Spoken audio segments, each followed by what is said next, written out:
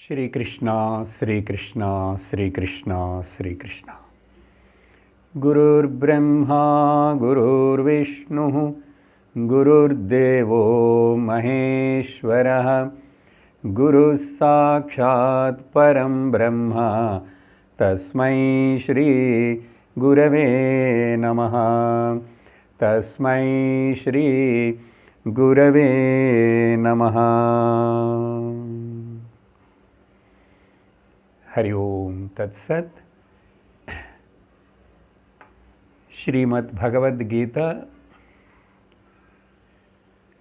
கடந்த 2 வாரங்களுக்கு முன்னாடி நம்ம 6வது அத்தியாயத்தினை பகவத்கீதையில படித்து கேட்டு முடிச்சிருக்கோம். போன வாரம் அதுக்கு சாராம்சத்தினையும் கொடுத்துருக்கேன். இன்னைக்கு நம்ம 7வது அத்தியாயம் தொடங்க வேண்டியிருக்கு. அந்த 7வது அத்தியாயம் தொடங்கிறதுக்கு முன்னாடி சில முக்கியமான கருத்துகள். மொத்தம் பகவத்கீதை 18 அத்தியாயங்களாக பிரிக்கப்பட்டது. இதில் முதல் 6 அத்தியாயத்தினை நம்ம முடிச்சிருக்கோம். இந்த 6 அத்தியாயங்களை ஒரு குரூப்பை பார்க்கும்போது சம்ஸ்கிருதத்தில் அதுக்கு பேர் ஷட்கம் அப்படின்னு கூப்பிடப்படுறது. அப்படின்னா பகவத்கீதை மொத்தம் 3 ஷட்கங்களாக பிரித்து பெரியோர்களும் சொல்கிறாங்க. முதல் 6 அத்தியாயங்கள் கூடியிருக்கிற பிரதம ஷட்கம், அப்புறம் 7லிருந்து 12 வரைக்கும் இருக்கிறது மத்தியம ஷட்கம், 13லிருந்து 18 வரைக்கும் இருக்கிறது திருத்தீய ஷட்கம். இந்த 3 ஷட்கங்களும் ஷட்கம்னு 6. எப்படி பஞ்சகம் தசகம் அப்படி சொல்கிறோமோ, சங்கராச்சாரியுடைய முக்கியமான ஒரு ஸ்தோத்திரம் இருக்குல்ல, நிர்வாண ஷட்கம். அப்படின்னா 6 ஸ்லோகம் 6 பாகங்கள் அதில் இருக்கும்னு அர்த்தம். இந்த முதல் ஷட்கத்தில் இருக்கிற முக்கியமான அம்சங்கள் என்ன? ஒரு ஷட்கத்தில் 3 முக்கியமான அம்சங்கள். சாராம்சம் சொல்லும்போது பல அம்சங்களை பற்றி சொல்லியிருந்தா கூட 3 முக்கியமான அம்சங்கள் இந்த 1லிருந்து 6வது ஷட்கம் வரைக்கும் நம்ம பார்த்திருக்கோம். அதையும் சுருக்கமாக ஞாபகம் வச்சுக்கிட்டு தெரிஞ்சு இருந்தால் நல்லது. முதல் விஷயம் என்னன்னா, இது 2 திருஷ்டிகோணத்தில் பார்க்கலாம். முதல் பிரிவு பெரியோர்கள் என்ன சொல்கிறாங்கன்னா, வியாக்கியானம் ஏதன ஆச்சாரியர்கள் எல்லாரும் தத்துவமசி மகா வாக்கியத்துடைய விவரணம் முதல் 6 அத்தியாயங்களுக்குள்ள துவம்பத விசாரண துவம்பத அர்த்தம் சொல்லப்பட்டிருக்கு. இன்னைக்கிலிருந்து பார்க்க போகிற இந்த 7வது அத்தியாயத்திலிருந்து 12வது அத்தியாயம் வரைக்கும் தத்பத விசாரண. கடைசி 6 அத்தியாயங்கள் 3வது ஷட்கத்தில் இந்த தத்வம்பதத்துடைய ஐக்கியம் அசி. அதே மாதிரி இன்னொரு மகா வாக்கியமான அகம் பிரம்மாஸ்மி అని எடுத்துட்ட அந்த அகமன்ன என்ன అనేది முதல் 6 அத்தியாயங்களுக்குள்ள விவரிக்கப்பட்டது. 2வது ஷட்கத்தில் பிரம்மம் என்ன అనేది விவரிக்கப்பட போகிறது. இந்த அகம் அண்ட் பிரம்மா 2 ஒன்றுதா అని தெரிஞ்சுக்கிற அஸ்மி பதம் முடிவு 3வது ஷட்கத்தில் பார்ப்போம். இல்லை இன்னொரு விதமாக சொல்லும்போது முதல் 6 அத்தியாயங்களை ஜீவா பற்றி, ஜீவன் யார், அடுத்த 6 அத்தியாயங்களுக்குள்ள ஈஸ்வரன் யார், கடைசி 6 அத்தியாயங்கள் ஜீவ ஈஸ்வர ஐக்கியம். அதுதான் பகவத்கீதையுடைய மொத்தம் சாராம்சம். இப்போது இந்த முதல் ஷட்கத்தில் பார்த்த 3 முக்கியமான விஷயங்கள். ஒன்று ஜீவஸ்வரூபம் பார்த்தோம். நேச்சர் ஆஃப் தி இண்டிவிஜுவல், వ్యష్టి லெவலில் ஜீவஸ்வரூபம் பார்த்தோம். அப்புறம்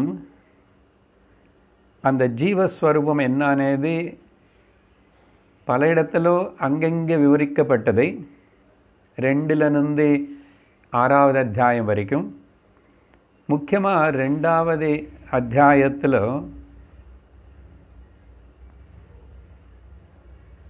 12வது ஸ்லோகத்திலிருந்து 25வது ஸ்லோகம் வரைக்கும் இந்திரியாணி பரான், அங்கே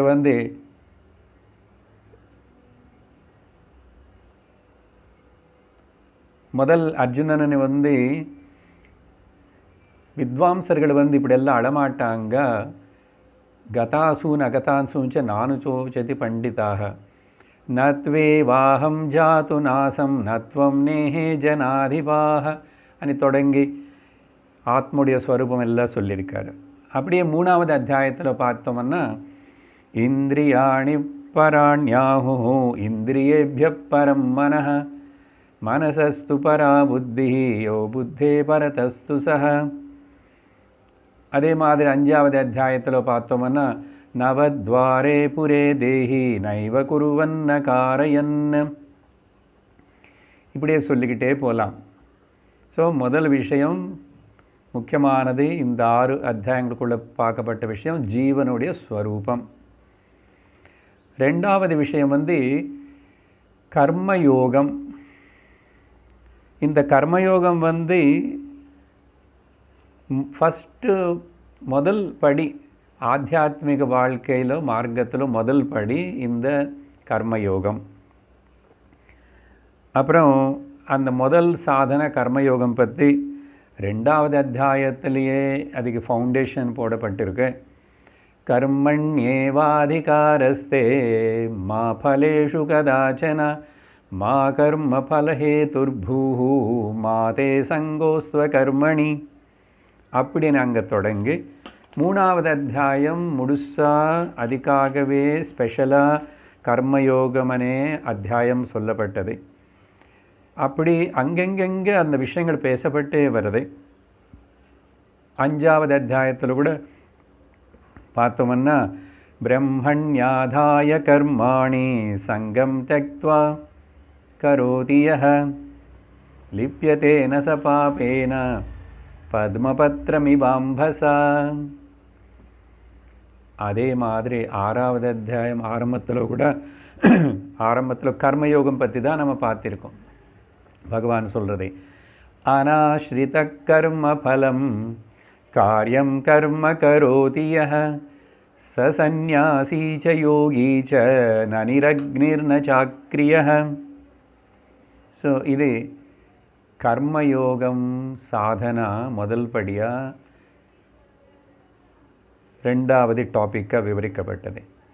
3வது டாபிக் என்ன அம்சம்னா புருஷ பிரயத்தனம், புருஷகாரம் அப்படின்னா ஃப்ரீவில். அந்த விஷயம் ரொம்ப உறுதியாக சொல்லப்பட்டது.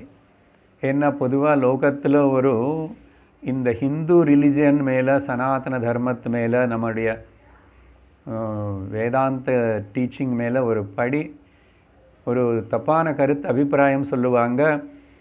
இந்த இந்தியன் ஃபிலாசபி, இந்த கர்மயோக இதெல்லாம் கூட லீட்ஸ் டு ஃபேட்டலிசம். ஃபேட்டலிசம்னா இன்னும் கர்மம் இப்படி தான் இருக்குது, அப்புறம் என்ன நான் இதுக்கு பிரயத்தனம் பண்ணி இது செய்யணும் அது செய்யணும், அதனால் I need not to struggle or I need not to put efforts forward. அதனால தான் இந்தியா மேலே வர மாட்டேங்குது, எக்கனாமிக்கலில் ஃபார்வர்ட் ஆக மாட்டேங்குது இப்படின்னு பேசுகிற அவங்க கூட இருக்காங்க. அதனால் அவங்களுக்கு பதில் அப்படி இல்லை. இது ஃபேட்டலிசம் பற்றி சொல்லலைப்பா. சாஸ்திரம் கண்டிப்பாக நீ ஹார்ட் ஒர்க் பண்ணணும், புருஷ பிரயத்தனம் வேணும், உன்னோட வில் பவர் உபயோகப்படுத்தணும் தான் சொல்கிறது. அதனால் புருஷார்த்தங்கள் எல்லாமே அடையிறதுக்கு மனுஷனும் தன்னுடைய பிரயத்தனம் பண்ணணும்னு தான் சொல்கிறது. அதுதான் பகவான் இங்கே வந்து ரொம்ப சுட்டி காட்டினார்.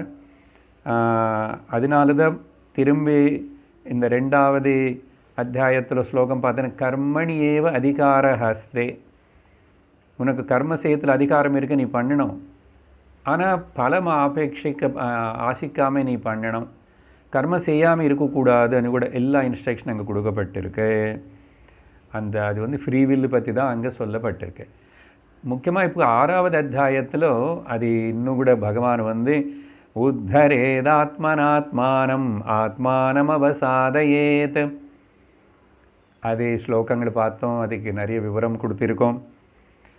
அதனால் நீ தான் உன்னுடைய டெஸ்டினின்னு வந்து முடிவு பண்ணிக்கணும். கடவுளோ யாரோ எங்கோ உட்காந்துட்டு தேவையில்லாமல் நம்மளனே இப்படி பண்ணி கஷ்டப்படுத்துகிறாருன்னு நினச்சிக்காது.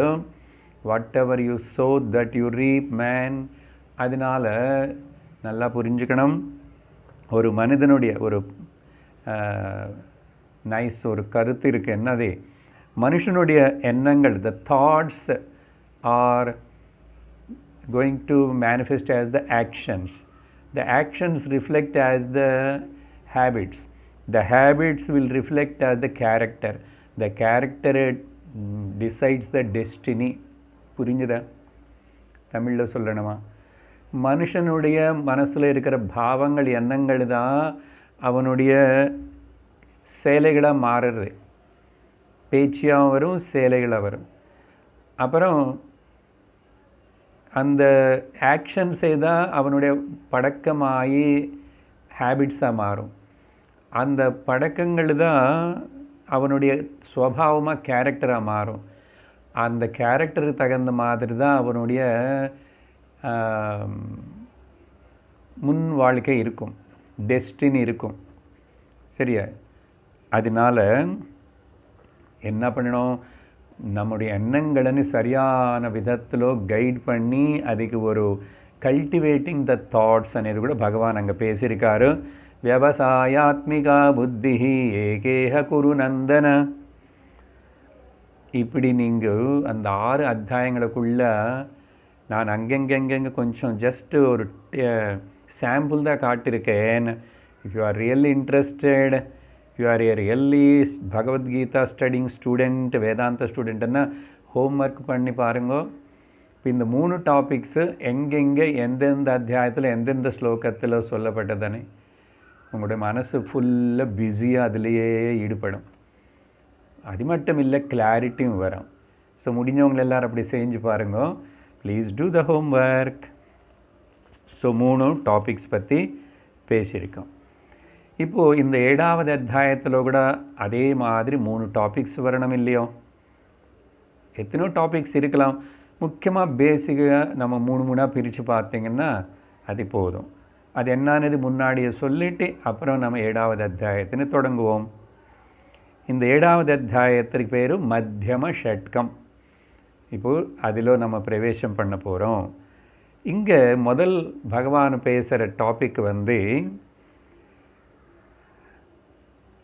முதல்ல சொல்லியிருக்கேன், தத் பதம் பற்றி சொல்கிறார்.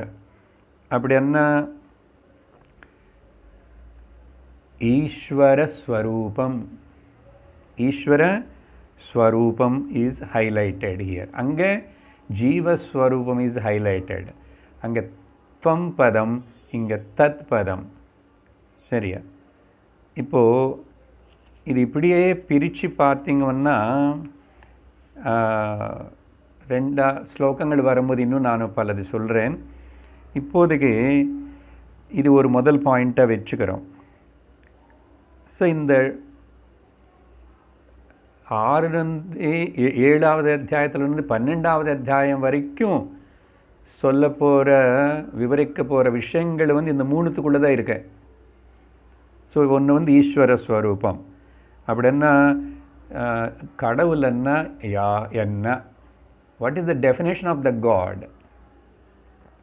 அடுத்தது வந்து அவருடைய ஸ்வரூபம் என்ன, கடவுளுடைய ஸ்வரூபம் என்ன, அவருடைய வேலை என்ன, the function of the god. அதுக்கப்புறம் அவருடைய பெருமை என்ன, க்ளோரி ஆஃப் த காட். இதுக்குள்ளே இப்போ இந்த ஃபஸ்ட் ஹெட்டிங் ஈஸ்வர ஸ்வரூபத்துக்கு கீழே the definition of the god, the nature of the god, the function of the god and the glory of the god. சரியா? அப்புறம் இன்னொரு விஷயம் புரிஞ்சுக்கணும். ஜீவான்னு சொல்லும்போது 2 அம்சங்கள் சேர்ந்து தான் அது காம்பினேஷனு. அதே மாதிரி தான் இங்கே ஈஸ்வரனை பற்றி சொல்லும் போதும் 2 அம்சங்கள் சேர்ந்து தான் ஈஸ்வரா. ஒன்று சொன்னாவே உங்களுக்கு அடுத்ததையும் புரியும். அங்கே ஜீவனை பற்றி எடுத்துக்கிட்டால் 2த்துக்கும் இது அப்ளை ஆகும். ஷரீரம், ஷரீரி, தேகம் ஆர் தேஹி அப்படின்னு சொல்லலாம். அப்புறம் அனாத்மா, ஆத்மா, ஜடம், சைத்தன்யம். இந்த 2 அம்சங்கள் ஜீவனுக்குள்ளேயும் இருக்கு, ஈஸ்வரனுக்குள்ளேயும் இருக்கு. என்ன வித்தியாசம் அப்படின்னா, ஜீவனு சொல்றது வியஷ்டி இண்டிவிஜுவல், ஈஸ்வரன்னு சொல்றது சமஷ்டி டோட்டல். ஸோ முதல் டாபிக் 7வது அத்தியாயத்திலிருந்து இந்த 2வது ஷட்கத்துது. நான் இந்த அத்தியாயத்துக்கு பற்றி மட்டும் சொல்கிறதில்லை, இந்த விஷயங்கள் தான் 12வது அத்தியாயம் வரைக்கும் விவரிக்க போகிறாரு. அப்புறம் 2வது அம்சம் சாதனா. அந்த ஈஸ்வரனை உணர்றதுக்கு, தெரிஞ்சுக்கிறதுக்கு, அந்த ஈஸ்வரனுடைய ஸ்வரூபம் தெரிஞ்சுக்கிறதுக்கு என்ன சாதனை பண்ணணும், உபாசனை. அதில் முதல் சகுண ஈஸ்வர தியான உபாசனமும் சொல்லுவார். அப்புறம் நிர்குண பரபிரம்ம ஸ்வரூபம் பற்றியும் சொல்லுவார். அப்புறம் 3வது அம்சம் ஈஸ்வர அனுக்கிரகம். அங்கே எப்படி புருஷ பிரயத்தனம்னு சொன்னமோ, இங்கே 3வது அம்சம் ஈஸ்வரனுடைய அனுக்கிரகம் இருக்கணும். புருஷ பிரயத்தனத்தோ கூட சேர்ந்து அனுக்கிரகம் இருக்கணும். அப்புறம் இங்கே ஓவர் கான்ஃபிடென்ஸ் இருக்க வேண்டாம், அதி நம்பிக்கை இருக்க வேண்டாம், அநம்பிக்கை. அப்புறம் கான்ஃபிடென்ஸ் இல்லாமல் இருக்க வேண்டாம். அப்புறம் மத்தியமமாயிருன்னு சொன்ன அர்த்தம், நானும் பிரயத்தனம், புருஷ பிரயத்தனம் பண்ணுறேன்.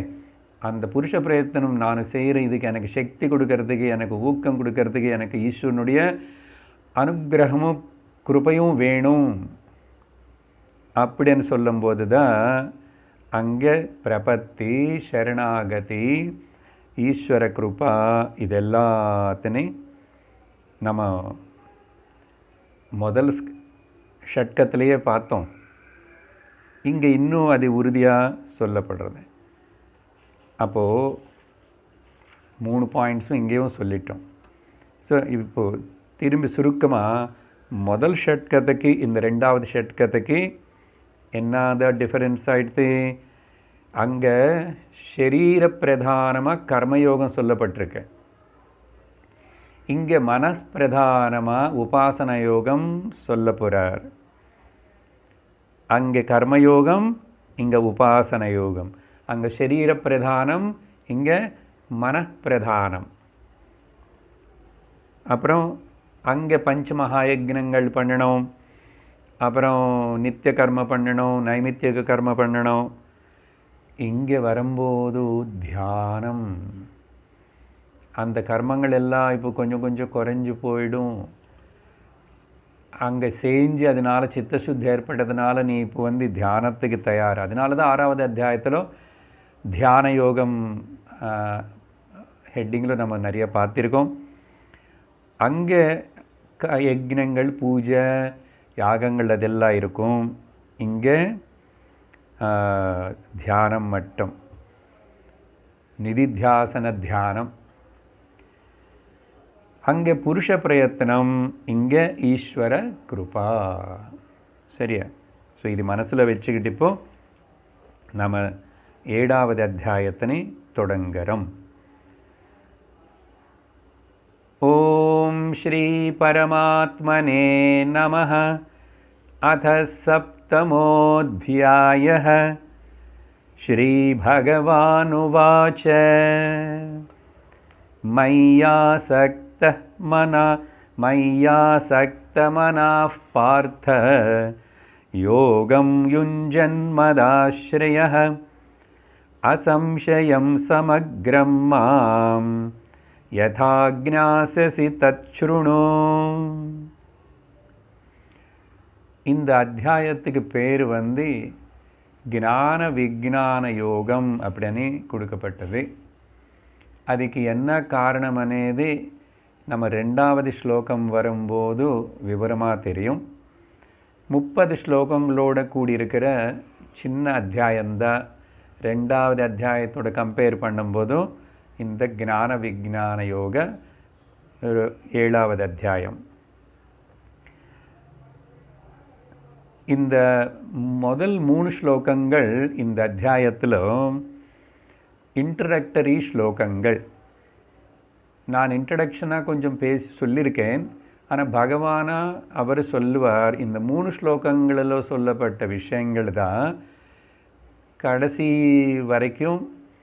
ஓகே, 7வது அத்தியாயம் இல்லை, 12வது அத்தியாயம் வரைக்கும் கூட வரப்போகிற டாபிக்ஸு விஷயங்களை இந்த 3 ஸ்லோகங்களுக்குள்ள இன்ட்ரடக்ஷன் கொடுக்குறார் பகவான்.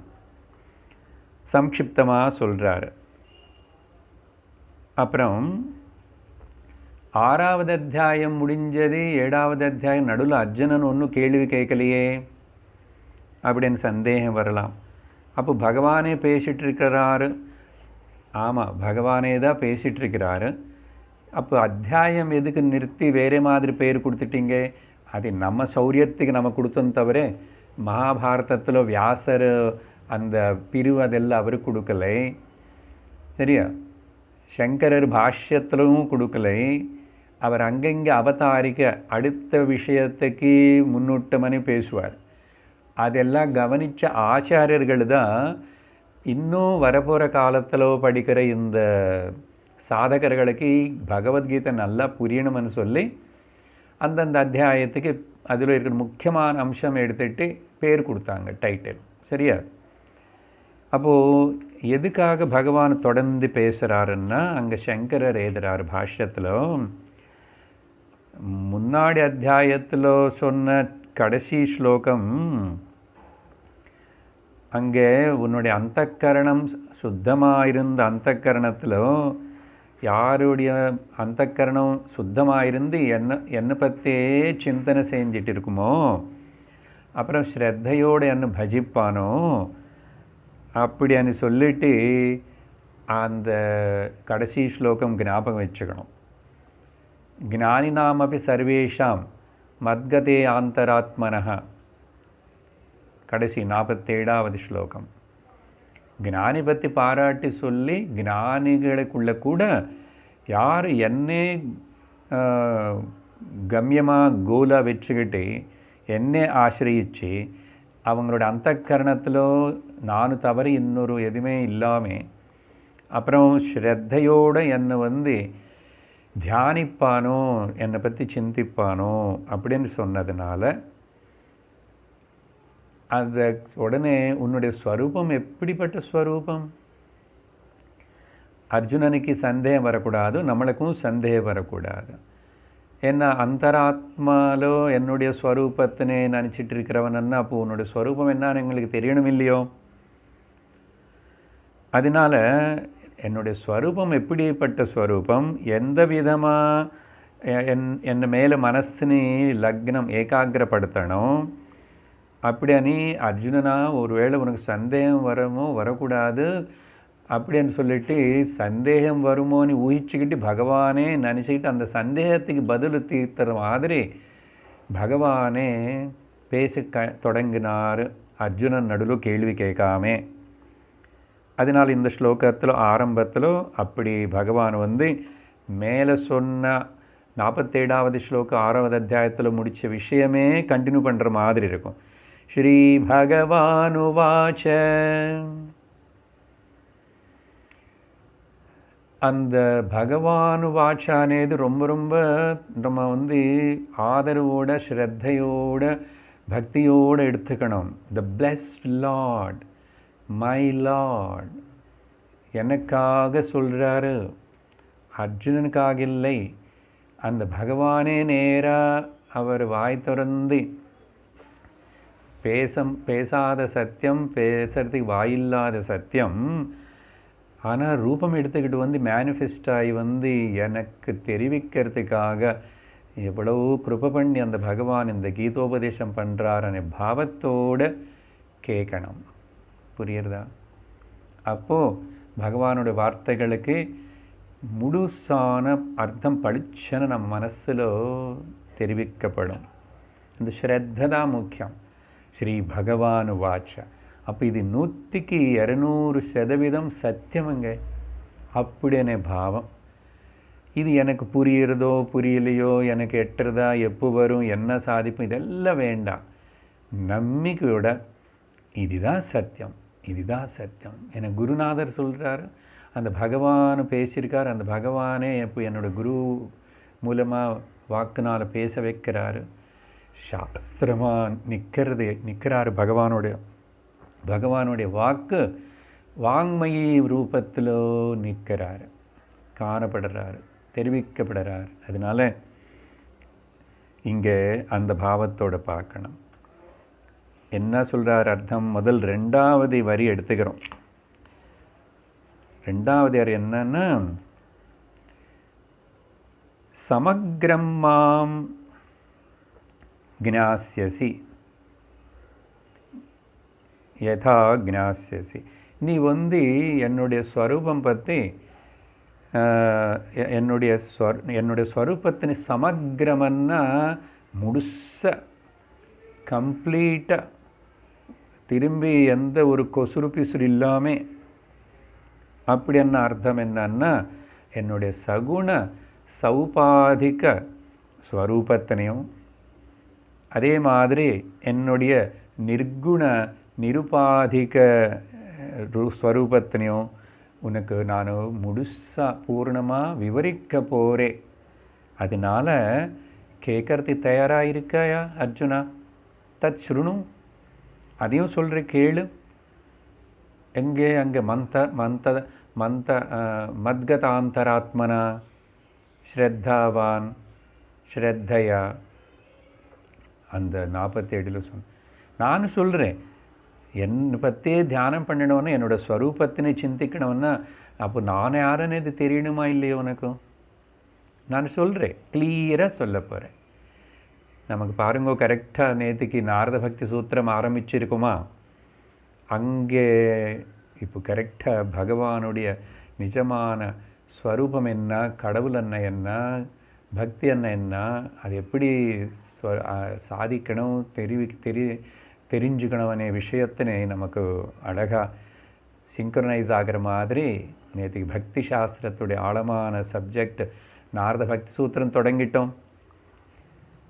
ஸோ அதனால் அசம்சயம் மாம் சமக்ரம் யதா ஜ்ஞாசசி தச்ருணு.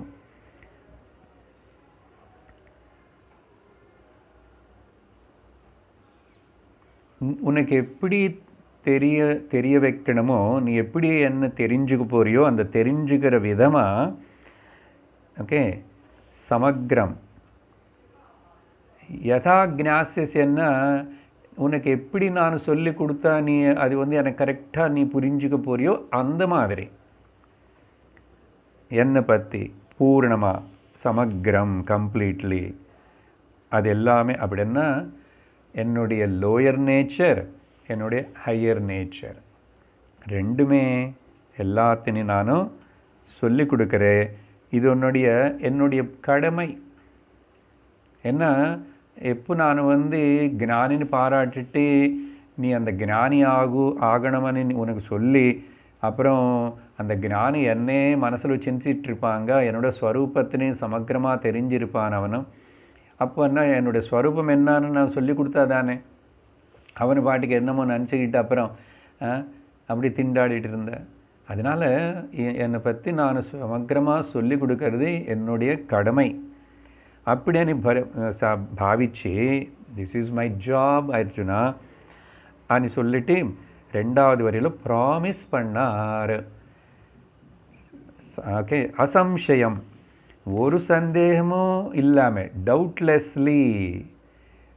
அதனால தத் ஸ்ருணு, நீ திரும்பி ஸ்ரத்தையோடு இப்போ வரைக்கும் கேட்ட மாதிரியே, முதல் 6 அத்தியாயங்களில் கேட்ட மாதிரியே நீங்கள் எல்லோரும், அர்ஜுனன் அப்படி விட்டுடுங்க, நீங்கள் எல்லோரும் அன்னைக்கு அப்பப்போ அந்தந்த வாரத்துடைய கிளாஸ்ன்னு வந்து ஸ்ரத்தையோடு கீதனை முன்னாடி வச்சுக்கிட்டு நோட்ஸு எழுதிக்கிட்டு பதங்கள் எல்லாத்தையும் புரிஞ்சுக்கிட்டு அர்த்தத்தினையும் புரிஞ்சுக்கிட்டு எசிமுலேட் பண்ணிக்கிற மாதிரி செய்வீங்களா? தலாட்டுவோம், செய்யணும், செய்வோம். தத் ஸ்ருணு ஹே பார்த்தா, ஓ அர்ஜுனா, ஹே பார்த்தா. ஆனால் நான் உனக்கிட்ட நிந்தையும் சில கண்டிஷன்ஸு, சில குவாலிட்டிஸ்ன்னு எதிர்பார்க்குறேன். நான் சொல்லித்தருவேன், ஆனால் நீயும் என்ன பண்ணணும், என்னை அப்படி சமக்கிரமாக என்னை பற்றி லோயர் நேச்சர் ஹையர் நேச்சர் எல்லாம் தெரிஞ்சுக்கணும்னு ஆசைப்படுற அந்த மனிதனை வந்து, அந்த சாதகனை வந்து, அந்த ஜீவனை வந்து, அவனு கூட சில ரெஸ்பான்சிபிலிட்டி அவனுக்கு இருக்குது, நீயும் செய்ய வேண்டியது இருக்கு. என்ன புருஷ பிரயத்தனம்னு சொல்லிட்டோம் இல்லையா? என்ன சொல்கிறாருன்னா, அந்த முதல் வரியில் தான் அந்த கண்டிஷன்ஸு சொல்கிறார். முதல் கண்டிஷன் என்னன்னா, கண்டிஷன் என்ன கட்டாயப்படுத்துறது இல்லை, முதல் குவாலிஃபிகேஷன் அப்படி வச்சுக்கிறோம். ஓகே, நீ அனுசரிக்க வேண்டிய முதல் குவாலிஃபிகேஷன் வந்து மை ஆசக்த மனாக, மயி ஆசக்த மனாக, என்ன மேலே உன்னை மனசில் ஆசை இருக்கணும். ஆசக்தி நேற்றுக்கு பக்தி சாஸ்திரம்ல பேசியிருக்கோம் இல்லையா? லோகத்து மேலே இருக்கிற ஆசக்தின்னு வந்து ஆசக்தின்னு சொல்லுறோம். இங்கே பகவான் அந்த ஆசக்தி வார்த்தைனே உபயோகப்படுத்துகிறாரு. ஆனால் நேற்று நான் சொல்லும்போது ஆசக்தி போய் விரக்தி வரணும், விரக்திக்கு அப்புறம் பக்தி வரணும் அன்னோம். இந்த ப்ராசஸ் எல்லாம் நடுவில் இருக்குது, பகவானை சொல்ல போகிறாரு. சரியா? நம்ம நேற்றுக்கே கேட்டு இருக்கிறனாலையும் நமக்கு ரொம்ப சுலபமாக இருக்கு. மயி அப்படின்னு இன்மீ, என்ன மேலேயே, என்னை பற்றியே, எனக்காகவே ஆசக்தி என்னை மேலே வச்சுக்கணும். ஆனால் பொதுவாக லோகத்தில் பார்த்தா மக்கள் எப்படி இருக்காங்க, கீதா சாஸ்திரத்துக்கு வர்றதுக்கு வரைக்கும், பாகவதம் படிக்காத வரைக்கும் நம்ம எல்லாரும் எப்படி இருக்கோம், சாஸ்திர சிரவண அத்தியாயம் செய்யாதுக்கு முன்னாடி வரைக்கும் எப்படி இருக்கோம்? ஓகே, அப்படின்னா இப்போ அப்படி இல்லைன்னு நம்புகிறேன். அதுக்குதான் இப்போ இல்லை அப்படி எப்படி லோகத்தை நீ ஆசிரியிக்கிறோம், பகவானை உபயோகப்படுத்துகிறோம். லோகத்தில் இருக்கிற நம்மளுடைய ஆசைகளின் எல்லாத்தினையும் சுகபோகங்கள் எல்லாமே தீர்த்துக்கிறதுக்கு புருஷார்த்தங்களுக்குள்ள கூட இப்போது புருஷார்த்தங்கள் பொதுவாக சாஸ்திரத்தில் ஆர்டர் வந்து தர்ம அர்த்த காம மோக்ஷன்னு சொல்லியிருக்கு. அதில் மோட்சம் பற்றி இப்போ பிரச்சனையில் யாரும் எத்தனையோ பேரில் யாரோ ஒருத்தர் திங்க் பண்ணுறான். ஆனால் இந்த முதல் 3த்தில் கூட ஆர்டர் மாற்ற வேண்டியிருக்குங்க. என்ன, ஏன்? அர்த்தம் முதல் இப்படி சொல்லிக்கணும். இப்போ அர்த்த காம, கொஞ்சம் பேர் தர்மம் அனு, அப்புறம் வாழ்க்கையில் ஒரு வயசு வந்ததுக்கப்புறம் தோணலாம், இல்லை கொஞ்சம் பேர் இருக்கும். அதனால் தர்மம் முன்னாடி வச்சுக்கிட்டு வாழ்க்கை நடத்துகிறவங்க யாருமே இல்லை. யாருமே இல்லைன்னா இருக்காங்க, குறைச்சல். அர்த்தம் தான், பணம், பணம்தான் கடவுள், காசேடா கடவுள். சினிமா ஏதோ எடுத்தாங்க நினைக்கிறேன். அப்படி லோக ஆசக்தி அர்த்த காமங்கள் மேலே இல்லாமல், அப்புறம் அதுக்கு எல்லாம் சாதிக்கிறதுக்கு நமக்கு சக்தி இல்லாதனால நடுவில் அந்த திருப்பதி திருமலை பாலாஜினை வச்சுக்கிட்டு அவர் பெயர் சொல்லி அவர்னு வேண்டிக்கிட்டு போய் கேட்டுக்கிட்டு ஒரு வாரம் போய் கேட்டு, நான் என்னோடய முடி தரேன், ஒன்றுக்கு உதவி ஆகாத முடி தரேன்னா பாப்போம். அவர் வாங்கிக்கிறார். இப்படி இவனு பல வருஷங்கள் பல ஜென்மங்கள் மொட்டை அடித்து இவனுக்கு அப்புறமும் அந்த அகங்காரம் போகிறத முடி வட்டுறது என்ன போகுமோன்னு பகவான் வந்து சரி அப்படியாவது எனக்கிட்ட வரையே பரவாயில்லவா ஆர்த்தோ ஜிக்னாசுரர்த்தார்த்தி ஞானீச்ச பரதர்ஷப சொல்லியிருக்காரு ஆல்ரெடி. ஸோ அதனால் முதல் கண்டிஷன் அர்ஜுனா மை ஆசக்த மனாக நல்லா புரிஞ்சுக்கணும். லோகத்து மேலே ஆசக்தி வச்சுக்கிட்டா அப்புறம் நான் பக்தி செய்கிறேன்னு சொன்னால் அது போய் இது அவங்க மனசில் அவங்களுக்கு கேட்டுக்கணும். என்னோட ஆசக்தி என்னுடைய ரக்தி என்னுடைய பக்தி கடவுள் மேலே உண்மையாக இருக்கா? ஆசக்தி பகவான் மேலே இருந்த ரக்தி பகவான் மேலே இருந்த எனக்கு பகவானை தவிர இன்னொரு பொருள் வேண்டாம் அப்படின்னு இருக்கிற மனப்பாமைதான் பக்தி அங்கே இருக்கேன்னு அர்த்தம். பார்க்க போகிறோம் இன்னும் பக்தி பற்றி ஆழமான விஷயங்கள் நாரத சூத்திரத்தில். ஸோ முதல் கண்டிஷன். ரெண்டாவது வந்து யுஞ்சன் யோகம் அப்படின்னு சொன்னால் 6வது அத்தியாயம் வரைக்கும் நான் சொல்லி கொடுத்த அந்த யோகம் என்ன சொல்லி கொடுத்த கர்மயோகம் சொல்லி கொடுத்தேன். என்ன கர்மயோக சித்தாந்தம்? Proper action and proper attitude is karma yoga. இன்னும் சுலபமாக இதே சுலபந்தான். இன்னும் சுலபமாக சொல்லணும்னா செய்கிற கர்மம் எல்லாத்தையும் ஈஸ்வரார்ப்பண புத்தியோடு செய்யணும். கிடைக்கிற பலம் எல்லாத்தையும் ஈஸ்வர பிரசாதமாக ஸ்வீகரிக்கிறதுக்கு பேர் கர்மயோகம் எங்கே. ஸோ அந்த கர்மயோகமும் செய்யணும். செஞ்சு அப்புறம் உபாசன யோகமும் பண்ணணும், ராஜயோகமும் கூட சேர்ந்து பண்ணணும். இப்போ கடைசியில் சொன்னதெல்லாம் ராஜயோகம் தான் அந்த தியானம். அதுக்கு முன்னாடி வரைக்கும் ஏகரூப பக்தி அர்ச்சனா அபிஷேகம் அதெல்லாம் ஆகிடுது. அப்புறம் தியானத்துக்கு வந்துட்டோம். தியானத்துக்கு வரும்போது பகவான் அதெல்லாம் பேசலையே, நேராக மனசு புத்தினை பற்றி தான் அங்கே அட்ரஸ் பண்ணி பேசியிருக்கிறார். அதனால் மொத்தத்தில் உன்னுடைய புருஷகாரம் புருஷ பிரயத்தனம் எஃபர்ட் எல்லாம் அந்த கர்மயோகம் ராஜயோகம் அப்புறம் உபாசனை அதெல்லாம் பண்ணிட்டு வந்தால் இப்போது நீ நிர்குண நிராகார உபாசனத்துக்கு லாய்க்கு என்னோட ஹையர் நேச்சர் தெரிஞ்சுக்கிறதுக்கு நீ தகுதி பெற்றிருக்கா இப்போது. அதனால் ரெண்டாவது கண்டிஷன் இதெல்லாம் ஸ்லோகங்கள் இருக்கிறத நான் பேசிகிட்ருக்கேன். யுஞ்சன் யோகம். அப்புறம் மூணாவது கண்டிஷன் என்னன்னா மனசு என மேலே தான் மனசு எனக்குள்ளதான் வைக்கணும் என மேலே தான் வைக்கணும்னாரு. ஆனால் இன்னும் கிளியர் டேர்ம்ஸில் வந்து மதாஸ்ரய அதுதான் மெயின். என்னே ஆசிரியச்சவனாக இருக்கணும். என்ன அது அப்படின்னா என்னை வந்து நீ புருஷ பிரயத்தனம் பண்ணுற இல்லையா, எப்படின்னா மலைக்கு மேலே ஏறுற ட்ரெயின்ஸ் இருக்கா நம்ம ஊட்டிக்கு, அதுக்கு வந்து மெக்கானிசம் மட்டும் இல்லை, முன்னாடி ஒரு இன்ஜினு பின்னாடி ஒரு இன்ஜின் இருக்கும். அங்கே இந்த முன்னாடி இன்ஜினை வந்து புருஷ பிரயத்தனம் புருஷார்த்தம் நீ பண்ணு, பின்னாடி இருந்துட்டு நான் தள்ளுறேன், நானும் புஷ் பண்ணுறேன் உன்னை, அதனால் பயப்படாது, கீழே வரமாட்டேன். அதனால் கீப் மீ ஹேஸ் யுவர் ஆசிரியம்னா ஒருக்காகவும் பகவான் வந்து கேர்லெஸ் பண்ணி கிருத்தஜ்ஞதை இல்லாமல் பகவானை மறந்துட்டு அகங்காரத்தோடு நானும் செய்கிறேன்னு பிஹேவ் பண்ணாது. ஆசிரியம் என்னை ஆசிரியிச்சு லோகத்திலோ வாழு, என்னை ஆசிரியிச்சு லோகத்திலோ உன்னுடைய கர்மங்கள் பண்ணும். என்னை ஆசிரியிச்சு அந்த கர்மங்களோட எதுக்கு பண்ணணும்?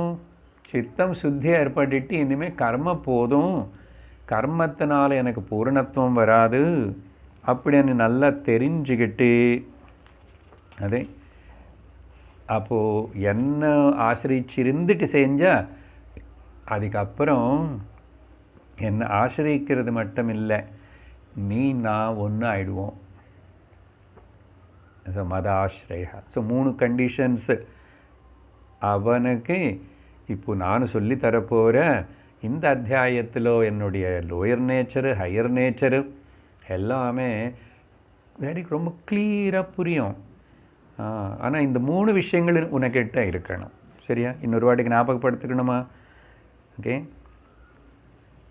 மனசு லோக விவகாரம் பண்ணிட்டு இருந்தால் கூட கொஞ்சம் கொஞ்சம் பகவானை விட்டு மனசு போகவே கூடாது.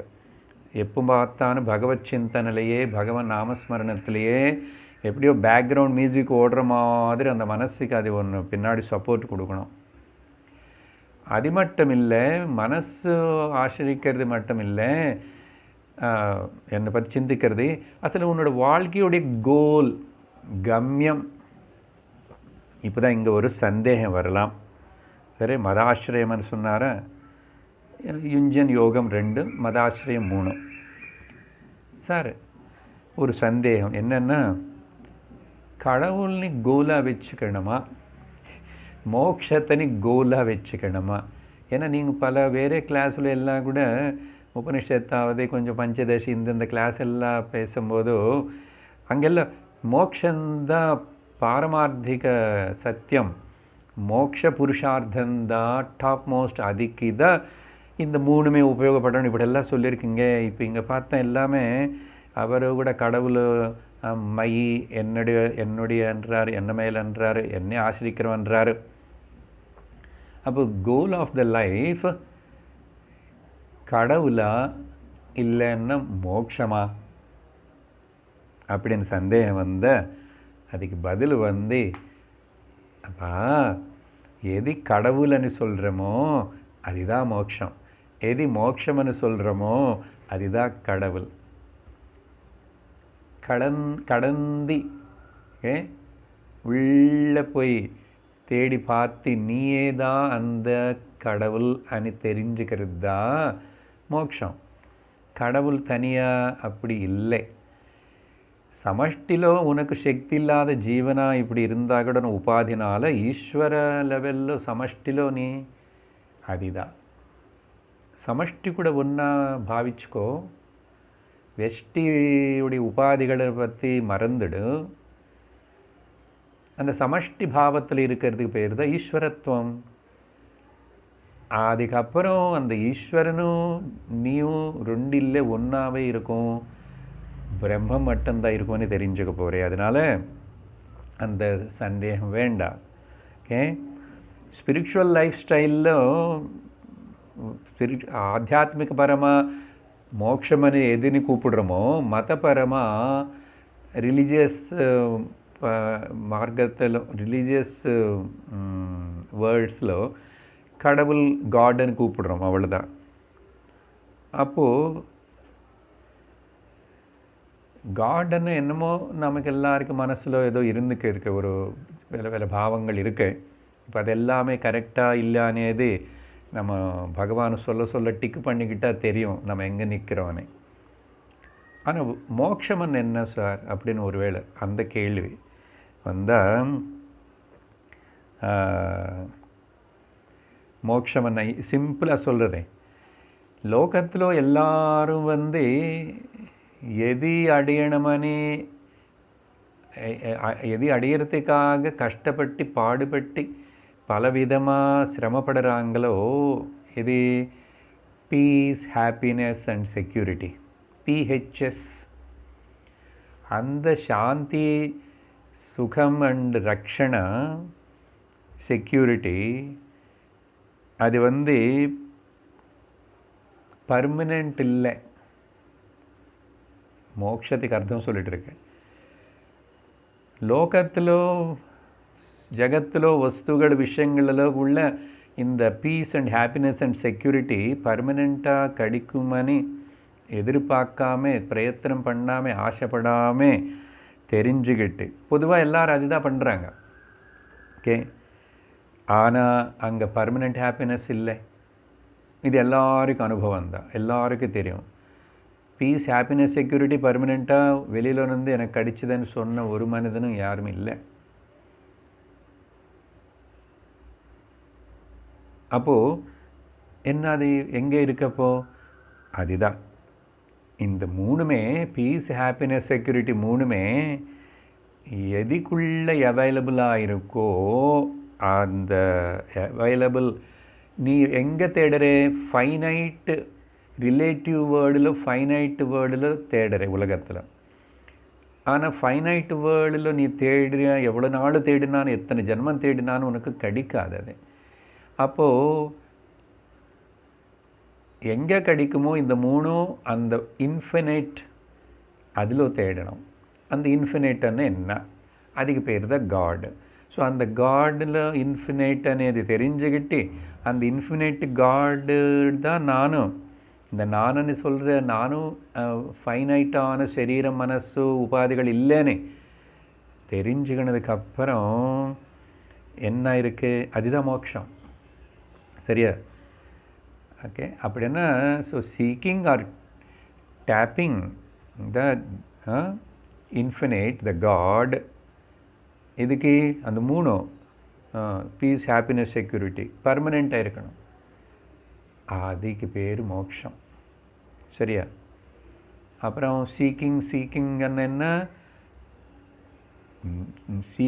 Seeking means knowing means seeking. அதனால தான் உபனிஷத்து சொல்கிறது knowing is being and being is knowing. பிரம்மவித் ஆப்னோதி பரம் பிரம்மைவ பவதி உபனிஷத்து. அதனால் அப்புறம் இங்கே ஒரு கஷ்டம் என்னன்னா, அந்த இன்ஃபினைட் అనేది எப்படி தான் சார் தெரிஞ்சுக்கிறது, ஊகிக்கிறது, புரிஞ்சுக்கிறது అనేది அது ஆப்ஸ்ட்ராக்டாக இருக்குமே,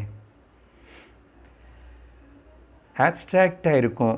அதனால் அது கஷ்டமும். இப்போ நிறைய பேருக்கு ஆரம்பத்தில் அதனால தான் சாஸ்திரத்தில் நம்ம ருஷிகள் என்ன பண்ணாங்க, நாமரூபத்தோட அந்த இன்ஃபினைட் அப்சல்யூட்னு கொஞ்சம் காங்க்ரிட்டைஸ் பண்ணி, ஓகே, கொஞ்சம் லோக்கலைஸ் பண்ணி ஒரு நாமம் ரூபம் கொடுத்துட்டு முதல்ல இது பிடிச்சிக்கோ அப்படின்னு சொல்லிட்டு ராமா, கிருஷ்ணா, தேவி, முருகா, விநாயகா பலதெல்லாம் கொடுத்து சகுண ரூபத்தில் இப்படி முதல்ல ஆரம்பித்து நிர்குண நிராகார பிரம்ம தத்துவத்தினு நீ உணரணும். அதுதான் பகவான் லோயர் ஹையர் ரெண்டு நேச்சர். இந்த வார்த்தை 2வது ஸ்லோகத்தில் கிளாரிட்டி வரும் இன்னும்.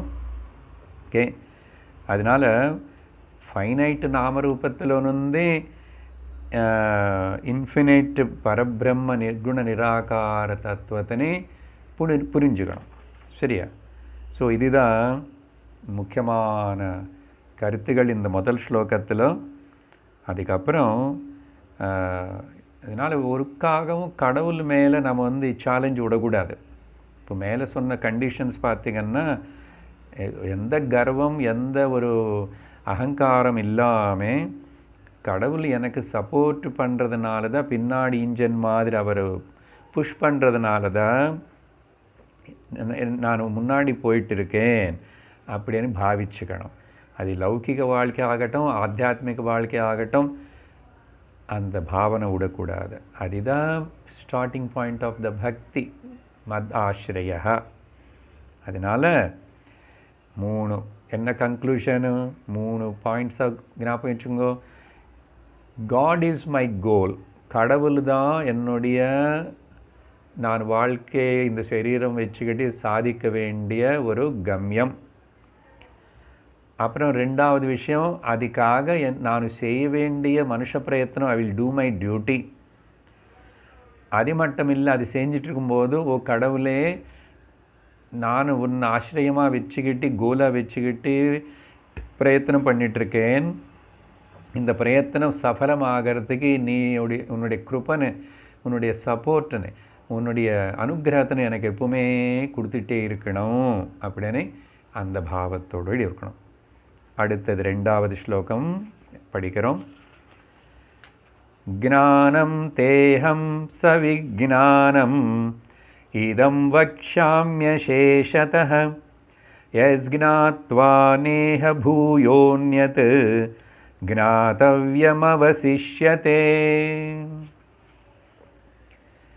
பகவான் இந்த ஸ்லோகத்தில் தான் 2 வார்த்தைகள் உபயோகப்படுத்துகிறாரு, ஞானம் அண்டு சவிஜ்ஞானம். சரியா? அதனால தான் இந்த அத்தியாயத்துக்கு ஞான விஞ்ஞான யோகம் அப்படின்னு பேர் கொடுக்கப்பட்டது. என்ன சொல்கிறார்? ஓ அர்ஜுனா, அகம் அசேஷதः வக்ஷாமி. மேலே சொல்லிட்டாரு, சமக்கிரமாக சொல்கிறேன். எது நீ கேட்டால் இனிமே உனக்கு அங்கே ஒரு சந்தேகமும் இருக்காது. சந்தேகம் இல்லாமல் நானும் சொல்ல போகிறேன். கேட்கறதுக்கு தயாராகிரு. இப்போ புரியுறதா 7வது அத்தியாயத்தோட முக்கியத்துவம் என்னன்னு? கேட்குறியா? தூங்கலையே? கேட்குறேன். அதனால் அகம் அசேஷதः வக்ஷாமி அப்படின்னு எக்ஸாஸ்டிவ்லி. எந்த அளவுக்கு எக்ஸாஸ்டிவ்லி அசேஷதன்னா,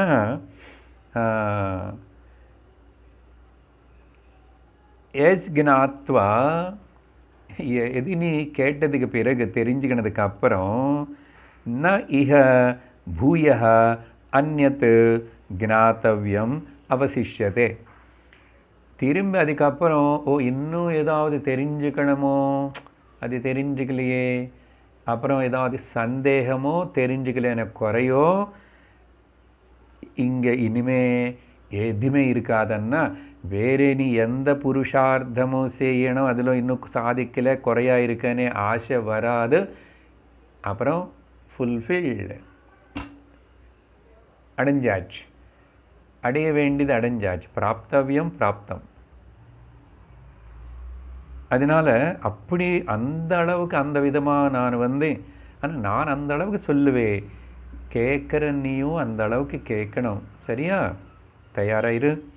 ஸோ இதம் வக்ஷாமி அசேஷதா. ஏ அர்ஜுனா, எது கேட்டா நீ அதுக்கப்புறம் எந்த விஷயம் திரும்பி இந்த லோகத்தில் தெரிஞ்சுக்கணவனே ஒரு குறையோ ஆசையோ எதுவுமே இருக்காது.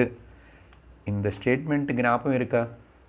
முண்டகோபனிஷத்தில் சிஷ்யன் குரு கிட்ட முதல்ல இந்த மாதிரி தான் கேள்வி கேட்குறான். என்னது? கஸ்மின்னு பகவோ விஜ்ஞாதே சர்வமிதம் விஜ்ஞாதம் பவதி, by knowing which everything will become to know. எது தெரிஞ்சினதுக்கு அப்புறம் இனிமேல் இந்த லோகத்தில் தெரிஞ்சிக்க வேண்டியது எதுவுமே இருக்காதோ. சர்வம் விஜ்ஞானம், சர்வமிதம் விஜ்ஞாத்தம் பவதி. எது தெரிஞ்சுக்கிட்டா எல்லாம் அதே உபனிஷத்துடைய ஸ்டேட்மெண்ட்ஸ்னே பகவான் பாருங்கோ இங்கே உபயோகப்படுத்துகிறார். அதனால் இது பகவான் என்னுடைய சொந்தமாக நானும் சொல்லலேப்பா. உபனிஷத்துடைய சாரம் இதுதான், அதே தான் நானும் சொல்கிறேன் உனக்கு அப்படின்னு ஸ்ருதியுடைய சப்போர்ட்னையும் நடுவில் காட்டுறார். ஸ்ருதினை அனுசரித்து தான் நம்முடைய டீச்சிங். அதனால தான் பகவத்கீதா உபனிஷத்சு பிரம்ம வித்யாயாம் யோகசாஸ்திரே. ஸோ என்ன அது மொத்தம் 2 பிரிச்சுக்கலாம். சரியா? அது அப்போது ஈஸியாக இருக்கும். ஒன்று ஞானம், தே, அந்த தே அகம் அங்கே எடுத்துக்கிறோம். தேன துப்பியம், உனக்கு நானும் ஞானம் பற்றியும் அது சவிஜ்ஞானமான ஞானம். ஞானம் சவிஜ்ஞானத்தோடு கூடின ஞானம். இங்கே தான் ஜாகிரதை புரிஞ்சுக்கணும். இனிமேல் ஞானம்னா பொதுவாக விஞ்ஞானம் விஞ்ஞானம்ன்ற தமிழில் கூட அந்த விஞ்ஞானம் இல்லை. இங்கே சவிஜ்ஞானம் ஞானம் అనేది சாஸ்திர பொறுத்த வரைக்கும் டிஃப்ரெண்ட் மீனிங். லோகத்தில் எத்தனையோ பேர் என்னென்னமோ விஞ்ஞானிகள் எதோ கண்டுபிடிக்கிறாங்க, செய்கிறாங்க. சில பேர் பாஹ்யமாக சரீரத்துக்காகவே வாழுறாங்க, சில பேர் மனசு வச்சுக்கிட்டு இமோஷன்ஸ்க்காகவே வாழுறாங்க, சில பேர் புத்தினு பிடிச்சிக்கிட்டு இன்டலெக்சுவல்ஸாக வாழுறாங்க. எல்லாத்துக்கும் தாண்டி ஆத்மக்காக வாழறது, ஆத்மனை தெரிஞ்சுக்கவனே, எல்லாத்துக்கும் ஆதாரம் சப்போர்ட்டான சத்தியம் என்னான்னு தெரிஞ்சுக்கிறதே பிரயத்னம் பண்ணுறவங்களும் ரொம்ப ரொம்ப கஷ்டம் கொஞ்சம் பேர். ஸோ அதனால் ஞானம் அண்டு சவிஜ்ஞானம் அப்படின்னு அர்த்தம் என்ன?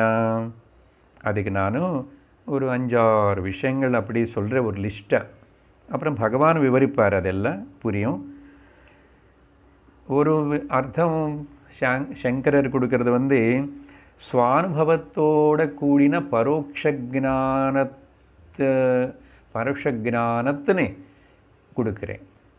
ஸ்வானுபவம் தான் அபரோக்ஷ ஜானம். ஸ்வானுபவமான அபரோக்ஷ ஜானத்தினை கொடுக்குற அப்படிப்பட்ட ஜானத்தினை கொடுக்குறேன். இது ஒரு அர்த்தம். ஆனால் இங்கே வந்து என்னன்னா ரிலேட்டிவ் விஷயம் இன்ஃபர்மேஷன் வந்து ஞானம் விஜ்ஞானம் 2 ஹெட்டிங் போட்டுக்கோங்க, வச்சுக்கோங்க. இப்படி இது வந்து ரிலேட்டிவ், அதை பற்றியும் சொல்கிறேன், ஆப்சல்யூட் பற்றியும் சொல்லுவேன். ஃபைனைட் என்ன இன்ஃபினைட் என்னன்னு தெரிஞ்சுக்குவேன். இது 2 டிஃப்ரென்ஸ், ஞானம் அண்ட் விஜ்ஞானம். சரியா? இந்த ஞானத்தில் ஜீவ ஜகத்து ஈஸ்வர என்னன்னு இது தெரிஞ்சுக்குவேன். ஜீவ ஜெகத்தீஸ்வருக்கு கூட ஆதாரமாக இருக்கிற ஆப்சல்யூட் பிரம்மம் என்னன்னு கூட சொல்ல போகிறேன். இந்த பக்கம் சகுண சாகாரமான இந்த ஜகத்து ஜீவா ஈஸ்வரா, அப்புறம் நிர்குண நிராகாரமான பிரம்ம தத்துவம் சொல்லுவேன். எல்லாம் ஒன்று தான், just I am giving few words, that's all. இல்லைன்னு உனக்கு என்ன தெரியுமோ known, and I will show you the unknown. தெரிஞ்சுக்கினதிலிருந்து தெரியப்படாமல் காணப்படாமல் புத்திக்கு அக்ராஹியமாக இருக்கிற விஷயத்தின்னு நான் சொல்ல போகிறேன். இல்லை வேறு என்ன சொல்லணும், எது மேனிஃபெஸ்டாக இருக்கிறதோ அதை காட்டு, அதை பற்றி சொல்லி இந்த மேனிஃபெஸ்ட் வந்து எங்கன்னு வச்சுன்னா அன்மேனிஃபெஸ்டாக ஒன்று இருக்கான்னு அதை சொல்லுவேன். இல்லைன்னா இந்த காணப்படுற காரியம் எல்லாமே காரியம் தானே, சம் எஃபெக்ட் காணப்படுறது. ஸோ இந்த எஃபெக்ட்டுக்கு காரணம் என்ன, காஸ் என்ன, அதையும் சொல்லுவேன். இல்லைன்னா சிம்பிளாக மைக்ரோ பற்றியும் சொல்லுவேன், மேக்ரோ பற்றியும் சொல்லுவேன். And both micro and macro, வெஸ்டி அண்ட் சமஷ்டி ரெண்டும் ஓகே. கட்டாகாசமும் மகாகாசம் எல்லாம் ஒன்றுன மாதிரி அந்த சத்தியம் ரெண்டுத்துக்கு அப்பாற்பட்டத காரண காரியத்துக்கு வெத்திரிக்தமாக இருக்கிற, விலக்ஷணமாக இருக்கிற. ஸோ இந்த விதமாக நானும் ஞானம் விஜ்ஞானம், not just only a theoretical philosophy, but I will make you to practically experience that. Adha. So ஞான விஜ்ஞான சகிதமான இந்த விஷயத்தினை சொல்கிறேன் அப்படின்னு சொல்லி ப்ரைஸ் பண்ணுறாரா. எதுக்கு இவ்வளோ சொல்கிறாரு? 2வது அந்த இதில் எது தெரிஞ்சுக்கிட்டா, அர்ஜுனா இனிமேல் எதுவுமே தெரிஞ்சுக்க வேண்டியதில்லை, எதுக்கும் தாபத்திரப்பட மாட்டேன், உனக்கு ஒரு குறையும் தெரியாது அப்படின்னு கேட்குற அந்த வித்யார்த்தி அர்ஜுனன். நமக்கு எல்லாருக்குள்ள சாஸ்திரம் குரு வந்து உற்சாகம் உருவாக்குறதுக்கு அப்போது அது தெரிஞ்சுக்கணும். நான் என்ன அது தெரிஞ்சுக்கினதுக்கப்புறம் நிம்மதியாக இருப்பேன், எதுவுமே தெரிஞ்சுக்க வேண்டியதில்லைன்னு பாவம் வருமா? அப்படிப்பட்ட ஒரு ஆசை வர்றதுக்கு தெரிஞ்சுக்கணுமனே, உற்சாகம் வர்றதுக்கு என்கரேஜ் பண்ணுறதுக்காக தான் பகவான் வந்து எதுக்கு நாத்வா ந இஹ பூய அந்யது ஞாத்தவ்யம் அவசிஷ்யதே. தேர் won't be any balance and மிச்சம் இன்னும் ஏதாவது தெரிஞ்சுக்கணும். இல்லை சிம்பிள் வேதாந்திக் வேர்ட்ஸில் சொல்லணும்னா, the process of becoming will stop. The process of becoming பேர் தான் சம்சாரம். அதனால the becoming, okay, I want to be like this, I want to be like that, I want to become that, I want to become that. இந்த becoming எப்போ போகுமோ, you will just be. Okay, அதனால் அப்படி பாராட்டி சொல்லி, இன்னும் அது மட்டும் இல்லை அர்ஜுனா, 3வது ஸ்லோகம் ஜஸ்ட் ஸ்டார்ட் பண்ணுறோம். இது எல்லாருக்கும் கிடைக்கிறது இல்லை, நான் இப்போ சொல்லி கொடுக்குறேன். எனக்கு அப்புறம் என்னை நம்பி என்னுடைய சிஷ்யர்கள் நிறைய குருக்கள் லோகத்தில் வியாசபீட்டத்தில் இதெல்லாம் சொல்லி தருவாங்க. ஆனால் மனுஷ்யாணாம் சஹஸ்ரேஷு கஷ்சித்யததி சித்தயே யததாமபி சித்தானாம் கஷ்சின்மாம் வேத்தி தத்வதஹ. சிம்பிள் மீனிங் சொல்லிட்டு முடிச்சு விட்றேன். நெக்ஸ்ட் வீக் நல்லா கொஞ்சம் எக்ஸ்பிளைன் பண்ண வேண்டியது இருக்கு. சஹஸ்ரேஷு மனுஷானாம், Arjuna, out of many millions, இங்கே சஹஸ்ரேஷு அண்ணா ஆயிரத்தில் அனு கூட இல்லை அர்த்தம். அவுட் ஆஃப் மெனி தௌசண்ட்ஸ் அண்ணா எங்கோ எமாங் தௌசண்ட்ஸ் ஆஃப் நிறைய மனிதர்களுக்கு நடுவில் கஷ்டித் எததி, யாரோ கொஞ்சம் பேர் மட்டும்தான் பிரயத்தனம் பண்ணுவாங்க. எத்தத்தின்னா பிரயத்தனம் பண்ணுவாங்க. அப்புறம் கஷ்டித் எத்ததி சித்தையை அது சேர்த்துக்கணும். அந்த லிபரேஷன் மோட்சம் అనేది அடையிறதுக்கு பூர்ணத்துவத்தனே வெரி ரேர்லி சம்வன் வில் அதுக்காக பிரயத்தனம் பண்ணுவான். அப்புறம் அபி சித்தானாம் யததாம் கஷ்சித் வேத்திமாம் தத்வதः, அந்த பிரயத்தனம் பண்ணுறவங்களுக்குள்ள கூட சரியான பிரயத்தனம் பண்ணாமல், சரியான இடம் கிடைக்காமல், சரியான வழி காட்டுறவன் குரு கிடைக்காமல், அந்த யததாம் அந்த ஸ்ட்ரைவ் பண்ணுற பிரயத்தனம் பண்ணுறவங்களுக்குள்ள கூட வெரி ரேர்லி யாரோ ஒருத்தன் என்ன முழுசாக கஷ்டிதமாக ஆஸ் இட் ஈஸாக தெரிஞ்சுக்குவான்.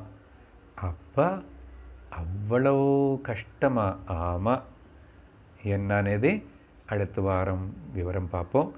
ஓம் பூர்ணமத பூர்ணமிதம் பூர்ணாத் பூர்ணமுதச்யதே பூர்ணஸ்ய பூர்ணமாதாய பூர்ணமேவாவசிஷ்யதே. ஓம் சாந்தி சாந்தி சாந்தி. हरिः ओम श्री गुरुभ्यो नमः. हरिः ओम.